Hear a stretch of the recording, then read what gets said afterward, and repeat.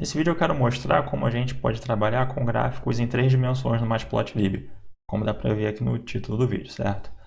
Bom, vocês podem ver ali na tela, né, que a gente vai começar importando matplotlib.pyplot como PLT, né, como de costume já. E o que a gente vai fazer diferente dessa vez é a forma de criar a figura. Bom, então, vamos começar por aí. Eu vou fazer fig, vai ser a minha figura. Vou criar ela pelo comando plt.figure, certo? Diferente, né? Só para relembrar aqui, quando eu falei no outro vídeo como trabalhar com subplot, né? Eu tinha feito fig x, então ao mesmo tempo eu criava a figura e um eixo com plt.subplot, certo? Dessa vez a gente vai primeiro criar a figura, como eu já mostrei aqui. Em seguida, vamos adicionar nessa figura, certo? Na figura da variável fig, vamos utilizar o comando add_subplot. Bom, e para esse comando eu vou informar o primeiro parâmetro. Esses 3 números são esses subplots, eles vão ser organizados, né, em uma espécie de grid. Então eu preciso informar o número de linhas, de colunas nesse grid. Então eu quero uma linha, uma coluna. Com isso, então eu vou ter só um eixo, só um subplot, certo?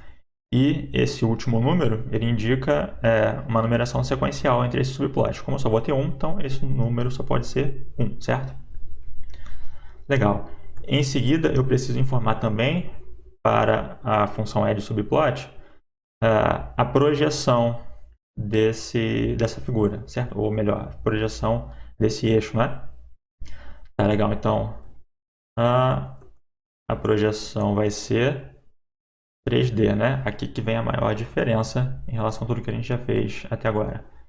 Bom, então, para a gente poder criar algum gráfico, a gente precisa dos dados, certo? Então, eu vou ter listas para x. Vou escolher alguns números, certo? De 1 a 10.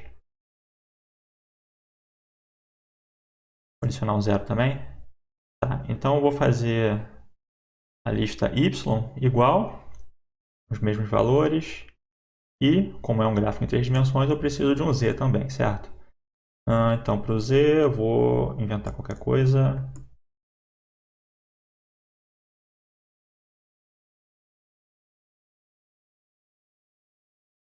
Tá, pode ser isso.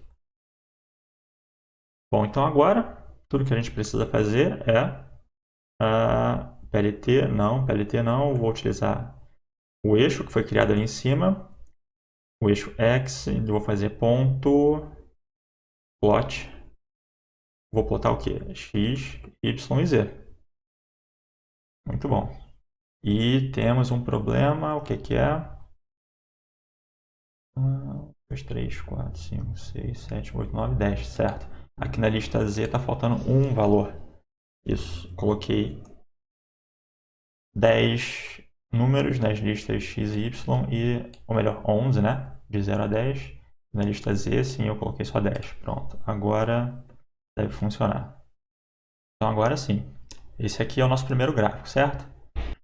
Sobre a visualização desse gráfico, essas ferramentas na barra superior, elas já não vão funcionar. Então eu posso movimentar o gráfico simplesmente clicando e arrastando com o botão esquerdo do mouse.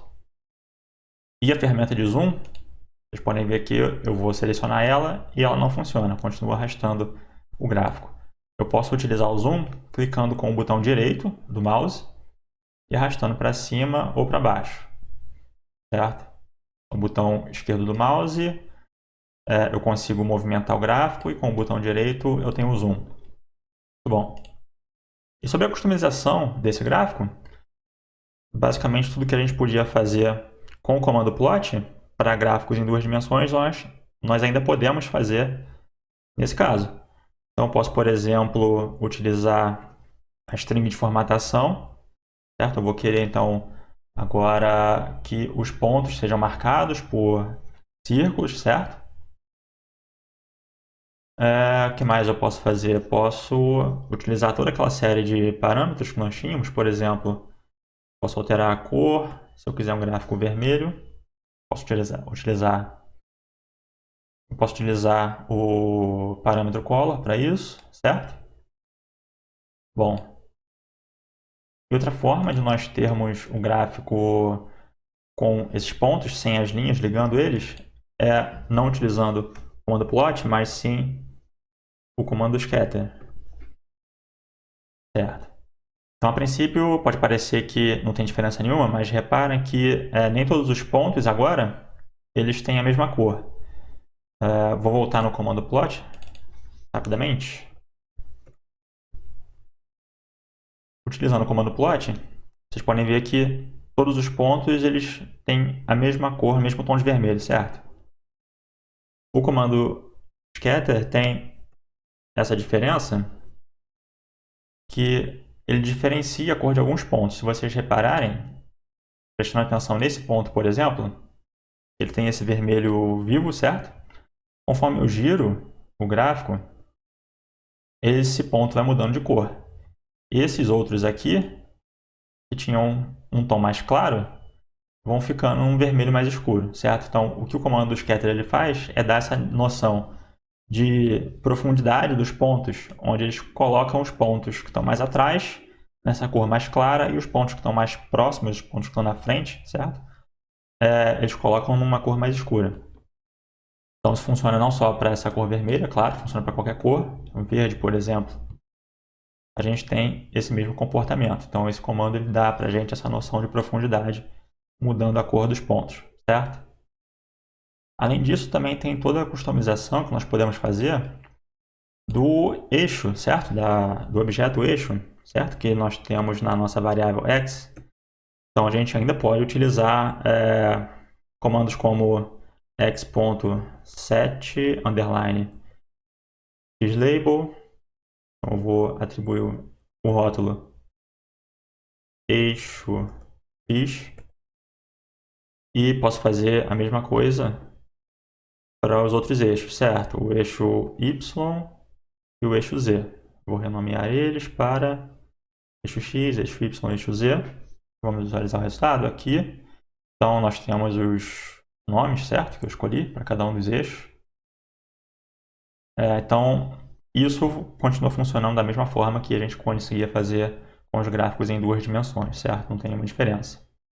Essencialmente, a única coisa que mudou aqui foi a criação da figura e do eixo. Na criação do eixo em si, nós temos que informar o tipo de projeção. Nós queremos utilizar a projeção em 3 dimensões, certo?